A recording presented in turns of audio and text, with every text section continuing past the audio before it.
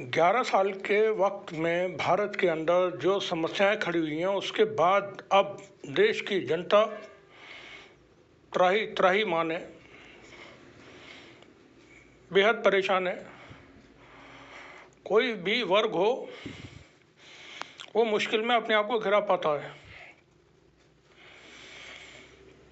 नौजवानों के पास जो शिक्षित हैं, उनके पास नौकरियां नहीं हैं। कारोबारी के पास कारोबार नहीं है। किसानों के पास धंधा नहीं है। व्यापारी वर्ग भी अभी तक जीएसटी की मार झेल रहा था और ऊंट के मुंह में जीरा जैसी थोड़ी राहत अब दी गई है। 80 करोड़ लोग भारत के 5 किलो के राशन पर, सरकार से मिलने वाले 5 किलो के राशन पर जिंदगी गुजारने को मजबूर हैं। पढ़े लिखे नौजवान जब नौकरियों के लिए बात करते हैं, कोई आंदोलन करते हैं, तो फिर उन पर सड़कों पर लाठियां चलाई जाती हैं, उनके हाथ पैर सर तोड़े जाते हैं। नौकरियां सरकार की तरफ से निकलती हैं तो पेपर लीक हो जाते हैं।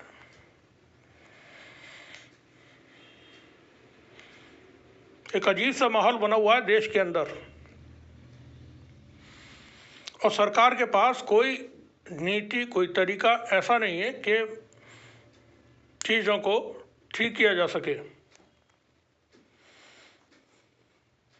11 साल सरकार चलाने की कोशिश ही नहीं हुई, एंजॉय किया सत्ता को, और जो आरएसएस के टारगेट्स थे उनकी पूर्ति के लिए काम किया गया। अब आप देखें उत्तराखंड, वहाँ के नौजवान प्रदर्शन कर रहे हैं। पटवारी की परीक्षा होनी थी, पेपर लीक हो गया। अब नौजवान सड़कों पर हैं, रातों को मार्च कर रहे हैं। बेंगलोर के अंदर से भी कुछ इसी तरह की खबरें सुनने को मिल रही हैं। वहीं एक बहुत बड़ी खबर है, वो है लद्दाख के रीजन से। लेह में भारतीय जनता पार्टी के दफ्तर में आग लगा दी नौजवानों ने। बीजेपी के जितने झंडे थे उठा करके, उखाड़ करके फेंक दिए। आज लेह बंद है। कल बहुत हिंसा हुई वहाँ, हिंसा इन द सेंस के सड़कों पर आगजनी हुई, तोड़फोड़ हुई। आपको ध्यान होगा 5 सितंबर 2019 को केंद्र की सरकार ने जम्मू कश्मीर को विशेष राज्य का दर्जा जो मिला हुआ था, धारा 370 और 35A को ख़त्म कर दिया था, जिसके बाद इस रीजन को, पूरे जम्मू कश्मीर को 2 रीजन में डिवाइड किया गया और उसमें 2 यूनियन टेरिटरी बनाई गई। लद्दाख में शामिल किया गया अक्साई चीन, जो चाइना के पास है। दूसरे रीजन में, कश्मीर के रीजन में शामिल किया गया पीओके के इलाकों को।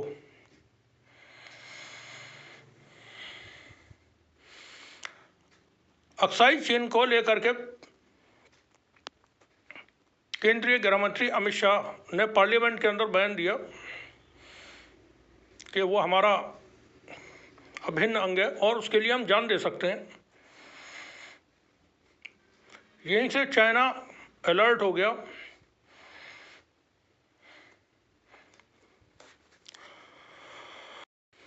और उसने भारत के खिलाफ अंदर ही अंदर अपना जो कार्यक्रम था वो शुरू किया। पाकिस्तान से उसके रिश्ते मामलात अच्छे थे। इमरान खान की सरकार चल रही थी पाकिस्तान में, बाजवा पाकिस्तान के सेना अध्यक्ष थे।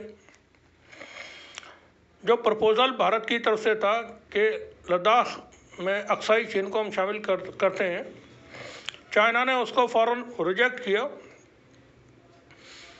इमरान खान और बाजवा पाकिस्तान चाइना पहुँचे, इस पर हमने डिटेल में एक वीडियो है वो पोस्ट किया हुआ है नीचे कि पाकिस्तान ने भारत पर किस तरह से बढ़त बनाई, वो आप सुनेंगे, उसमें सारी डिटेल मौजूद है। अब एकीकरण के लिए कश्मीर के एकीकरण के लिए लद्दाख में प्रोटेस्ट हो रहे हैं। कश्मीर का जो रीजन है वो इंसर्जेंसी मिलिटेंसी वहाँ पर अलग से है। पहलगांव का वाक़या हुआ और उससे पहले बहुत सारे मामला कश्मीर में होते रहे हैं। एक शांत प्रदेश, चूँकि मेरा करगिल में रहना हुआ है लंबे वक्त, तो ज़ांस्कार, लेह, ये सब मेरे देखे हुए इलाके हैं। बड़ी आबादी वहाँ बुद्धिस्ट की है और पूरी तरह पीसफुल इलाका है, बहुत शांति रहती है हर वक्त। आप जाइए लेह में घूमिए, कारगिल में घूमिए या ज़ांस्कार जाइए, द्रास जाइए, बहुत खूबसूरत और बहुत पीसफुल इलाके हैं।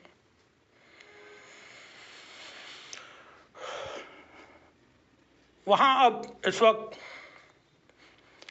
हंगामा मचा हुआ है। मणिपुर में आपको मालूम है 2 साल से ज़्यादा का वक्त हो गया, हालात सामान्य नहीं है।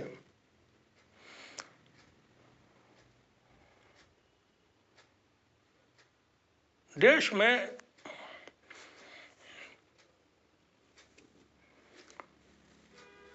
स्थितियां बहुत ख़राब हैं और ये इसलिए ख़राब है कि हमारे यहाँ पर जो सत्ता है वो बहुत ज़्यादा एरोगेंट है और दिक्कत ये भी है कि सत्ता में बैठे हुए, शीर्ष पर बैठे हुए लोग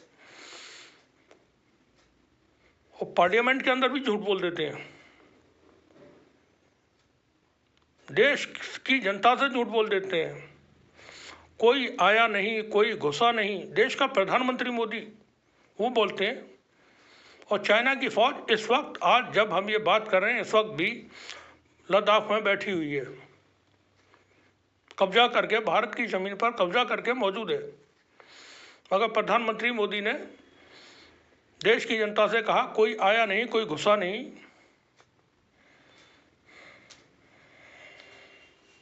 अभी ऑपरेशन सिंदूर हुआ,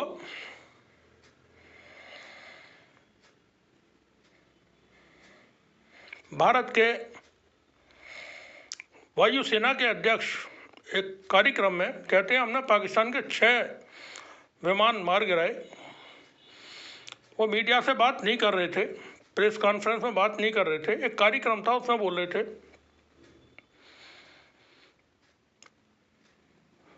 सरकार ने ये बात क्यों नहीं कही थी पार्लियामेंट के अंदर कि ऑपरेशन सिंदूर के दौरान जब ये हुआ तो भारत की तरफ से पाकिस्तान को ये नुकसान पहुंचाया गया, जिसमें 6 विमान भी पाकिस्तान के मार करके गिराए गए थे। उस पर रक्षा मंत्री बोलते, गृह मंत्री बोलते, प्रधानमंत्री बोलते, मानसून सेशन के दौरान क्यों नहीं कहा?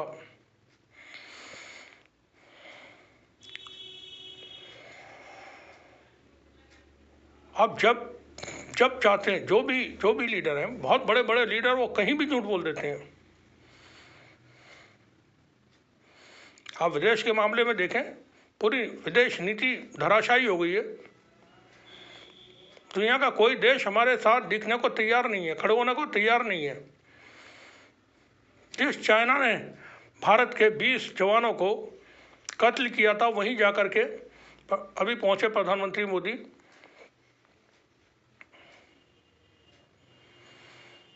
देश के अंदर के जो हालात हैं, नौजवान परेशान हैं, कारोबारी परेशान हैं। आज स्थितियां ये हैं, जो चौराहे पे खड़े हो जाते थे मजदूर, उनको काम नहीं मिलता है। वो अपने घर से कन्नी वसूली लेकर के आकर के चौराहे पर खड़े हो जाते हैं और फिर दोपहर में वापस लौट जाते हैं घर, काम ही नहीं है। इंडस्ट्रियल सेक्टर में पूरा मैन्युफैक्चरिंग बंद पड़ी हुई है। कोई विभाग आपको कमा करके देश की को नहीं दे रहा है। रेलवे हो, एयरलाइंस हैं, कहीं भी आप टैक्स लगा करके खर्चे चला रहे हैं। जनता से वसूली करके खर्चे चला रहे हैं। अब ये जो कश्मीर में ऐसे पीसफुल इलाके में प्रोटेस्ट हो रहे हैं जहां दुनिया भर से टूरिस्ट आते हैं, चूँकि बेहद खूबसूरत जगह है, और वहाँ हंगामे हो रहे हैं सब।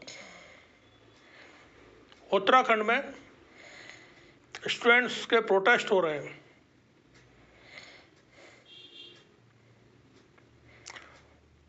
नेपाल में भी देखे अपने हालात, बांग्लादेश में उससे पहले देखे, उससे पहले श्रीलंका में देखे।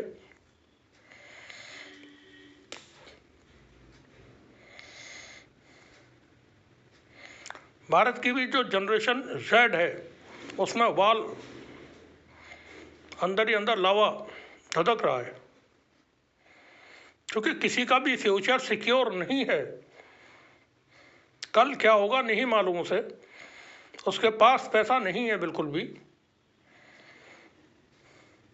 आज वो अपनी ज़रूरतें पूरा नहीं कर पा रहा है कोई भी आदमी भारत में।